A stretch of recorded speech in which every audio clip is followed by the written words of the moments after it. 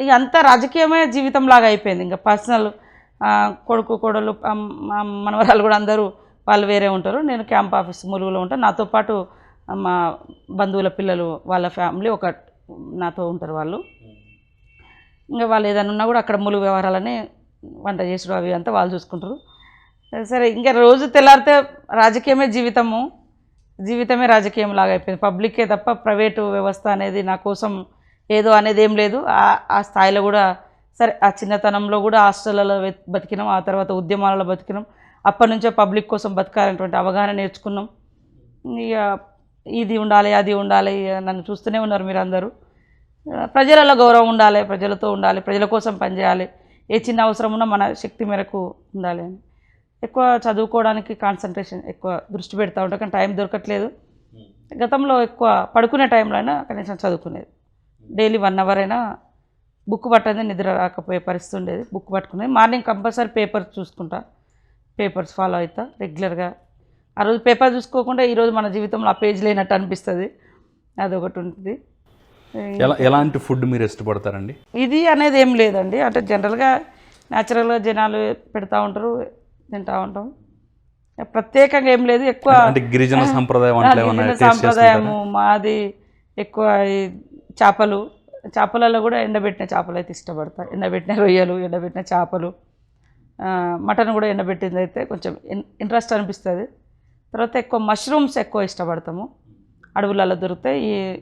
ఈ సీజన్లో బాగానే తిన్నా నేను. ఊళ్ళలోకి వెళ్ళినప్పుడు లేకుంటే ఎవరన్నా మా వాళ్ళు అక్క దొరికినాయి అంటే తీసుకొచ్చి ఇవ్వడం, అవి ఎక్కువ ఇష్టపడతాము. దాని టేస్ట్ కూడా డిఫరెంట్గా ఉంటుంది.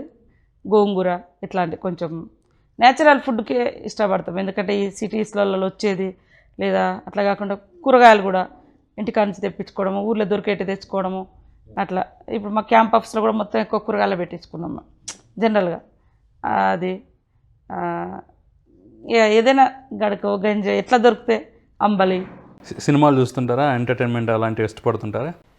ఎక్కువ బయటికంటే ఎప్పుడైనా ఇక్కడ ఏదైనా మెంటల్ డిజార్డర్లు ఉన్నప్పుడు మనోళ్ళు పెడతా ఉంటారు. అది కూడా హైదరాబాద్కి వచ్చినప్పుడు ఏదైనా టైం దొరికితే ఇక్కడ కూర్చుంటాం కాబట్టి కామన్గా టీవీ సైడ్ పోతూ ఉంటుంది ఇక్కడనే. కానీ అక్కడ వరంగల్ ములుగులు అంత అవకాశం ఉండదు. పొద్దున్న తిరిగి వస్తాం. ఏదైనా టైం దొరికితే ఇంత రాసుకోవడమో చదువుకోవడమో మేజర్గా చేస్తూ ఉంటాం. న్యూస్ కూడా తక్కువనే, ఎందుకంటే మార్నింగ్ 6 నుంచే జనాలు స్టార్ట్ అవుతూ ఉంటారు. వాళ్ళని గంటలు నిలబెట్టడం నాకు ఇష్టం ఉండదు. 8 కల్లా కిందికి పబ్లిక్లోకి వెళ్తాము. ఒక్కోసారి 7కే స్టార్ట్ అవుతూ ఉంటాం బయటికి పోవాలంటే. కరోనా టైంలో అయితే 3 గంటలకు గుళ్ళు వేసిపోయిన సందర్భాలున్నాయి. టైమింగ్స్ని బట్టి, ఆ రోజు ఉండే షెడ్యూల్ని బట్టి ఈ టైం అని ఉండదు. మేజర్గా అయితే 8 వరకు నేను రెడీ అవుతూ ఉంటా, వెళ్ళిపోతుంటా. పేపర్ చూసుకోవడం, ఫస్ట్ లేవగానే కొద్దిగా యోగా చేసుకోవడము, లేదా సాయంత్రం టైంలో వాకింగ్ చేసుకుంటా. యాక్చువల్గా సాయంత్రం వాకింగ్, మార్నింగ్ యోగా. ఎందుకంటే మార్నింగ్ యోగా కిందికి పోవడము అది జనాలు అందరూ వస్తూ ఉంటారు కాబట్టి మార్నింగ్ వాకింగ్ చేయలేము, ఈవినింగ్ యోగా చేయలేము. కాబట్టి యోగా అనేది కొంచెము టైం కేటాయించుకున్నప్పుడు, హర్రీ లేనప్పుడు మాత్రం కొద్దిసేపు యోగా చేసుకుంటా. ఈవినింగ్ టైంలో కొంచెం వాళ్ళతో వీళ్ళతో మాట్లాడుకుంటూ, ఫోన్లు మాట్లాడుకుంటూ వాకింగ్ చేస్తాం 1 అవర్. రాజకీయ జీవితంలో మీ ఫైనల్ గోల్ ఏంటి? ఇది సాధించాలి అనే ఒక గోల్, లక్ష్యం ఏమన్నా ఉందా మీకు? లక్ష్యం అంటే ఇంత అభివృద్ధి ఇంత అని ఒక దిక్కు మనం చూపిస్తున్నాం. కానీ అభివృద్ధి ఛాయలు లేనటువంటి ఊర్లు ఇంకా ఉన్నాయి. గవర్నమెంట్లు ఏదైతే బిలో పావర్టీ అనుకొని సంక్షేమ పథకాలు పెడుతున్నామో ఆ బిలో పావర్టీ ఉన్న వాళ్ళకు ఎంతవరకు మనం చేర్చగలుగుతున్నాం, అది టార్గెట్ పెట్టుకోవాలని. వాళ్ళను కనీసం ఎడ్యుకేషన్, హెల్త్, ఎలక్ట్రిసిటీ, ఒక రోడ్డు, ఒక ఇల్లు, ఒక పెన్షను, ఇలాంటి అర్హులకు మనము రాజ్యాంగ ఫలాలు అందాల్సినటువంటి అర్హులకు, ఆ రాజ్యాంగ హక్కులు అందాల్సినటువంటి వర్గాలకు ఎంత చేరువలో ఉన్నాం మనం, అది మనము చూడాలి. కానీ మీరందరూ ఒక సొసైటీని చూసారు. మేము ఈ కరోనా టైంలో మీరందరూ ఒక సొసైటీని చూపించారు.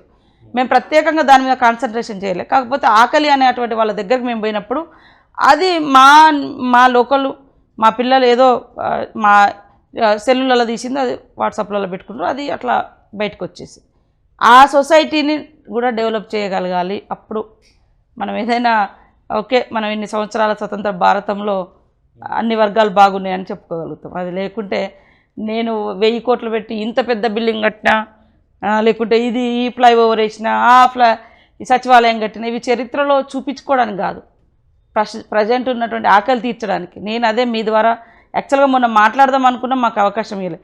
చిరు వ్యాపారులు, ప్రైవేట్ టీచర్సు, వీవీలు లేదా ఆటో డ్రైవర్లు, క్యాబ్ డ్రైవర్లు, రకరకాల వాళ్ళు ఈ పాండమిక్ టైంలో ఇబ్బంది పడ్డారు ప్రజలు. అలాంటి వాళ్ళని ఏరి సచివాలయం ఆపి ఫస్ట్ వాళ్ళని నిలబెట్టండి. సెక్రటేరియట్ ఇప్పటికిప్పుడేం అవసరం లేదు, పెద్ద పెద్ద ప్రాజెక్టులు ఇప్పటికిప్పుడేం అవసరం లేదు. ఫస్ట్ ప్రజలు ఆకలితో మరణించకుండా వాళ్ళకు ఉపాధి చూపించాలి. వాళ్ళు ఈఎంఐలు ఆఎంఐ అవి ఇవి అని పెట్టి తెచ్చిరు, రెంట్ కట్టలేని పరిస్థితులు ఉన్నారు. ఈయన అంటాడు కరెంట్ ఇంటి అద్దెలు కట్టొద్దు అంటారు. మరి ఎలక్ట్రిసిటీ బిల్ ఆపొచ్చు కదా, మీరు కట్టించారు కదా. అదే అంటాను, ఇంటి వాళ్ళు మాత్రం ఫ్రీగా ఇవ్వాలంట. ఆయన ఎక్కడో అప్పులు తెచ్చి ఇల్లు కట్టుకొని ఉంటాడు, ఇంటి అద్దె 4 రోజులు ఆపగలుగుతాడు అడగకుండా, కానీ కట్టకుండా ఉంటాడా? మరి నువ్వు గవర్నమెంట్ కరెంటు బిల్లు ఆపకుండా పోయినావు కదా, కనీసం అవైనా మాఫీ చేయాలి కదా, చేయలేదు. సచివాలయమో లేకుండా ఇంకో ప్రాజెక్టు ఇంకోటి అంటున్నారు కదా అప్పులు తెచ్చి. వాటికన్నా ముందు ప్రజల్ని నిలబెట్టండి, ప్రజల జీవితాలు నిలబెట్టండి, నిరుద్యోగులకు ఉద్యోగ ఉపాధి అవకాశాలు కల్పించండి. వాళ్ళే జీఎస్టీ రూపంలో ట్యాక్స్ రూపంలో గవర్నమెంట్ని మళ్ళీ నిలబెడతారు ఇంకో ఏడాది తర్వాత. అది ఆ సబ్జెక్ట్ వచ్చేలోపే నా నోరు కట్ చేశారు. ఆ నాగులు రోజు మాట్లాడిన రోజు ఉద్యమకారులను ఎక్కడో పక్కన పెడతారు, పనిచేయని వాళ్ళని మాత్రం తీసుకొస్తారు. ఆయన ఎన్ని సంవత్సరాలు పనిచేసిండు సీఎం కావడానికి, ఆయన కంటే ఇంకా వేరే వాళ్ళకి అర్హత లేదా ఆ పార్టీలో, ఇవన్నీ కూడా ప్రజలు చర్చించుకుంటారు. వారికి విఘ్నత కంటే పొగరుబోతు మాటలు మాత్రం బాగుంటాయి, ఎదుటోళ్ళని ఇన్సల్ట్ చేయడము అట్లాంటి.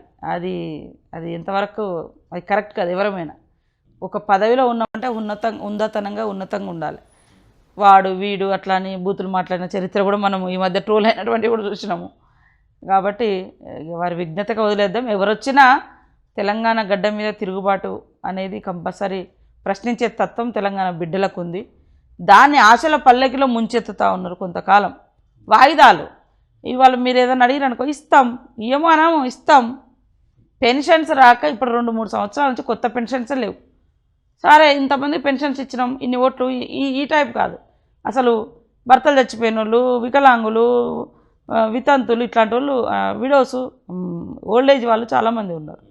పెన్షన్లు బాగా ఇచ్చినావు అని చెప్పు, నువ్వు బాగా ఇచ్చిన 1000-2000 చేసినావు, అసలు లేనానికి అసలు లేదు కదా.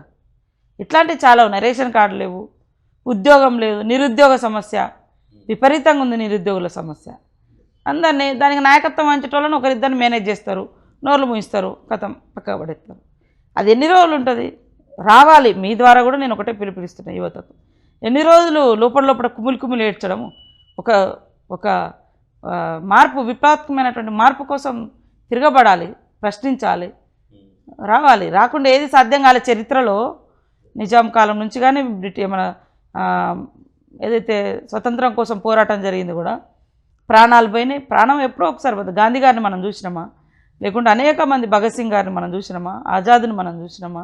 అల్లూరి సీతారామరాజుని మనం చూసినామా? మా కోదండరామ్, మా కుమరం భీముని మేము చూసినామా? మా సమ్మక్క సారలమ్మని మేము చూసినామా? అంటే ఒక్కొక్కరి దశలో ఒక్కొక్కరు విరోచితంగా పోరాటం చేసి వాళ్ళు చనిపోయినా కూడా ప్రజల గుండెల్లో బతికున్నారు. ఈనాటి యువతకు ఆ స్ఫూర్తి రావడం లేదు, అది బాధ.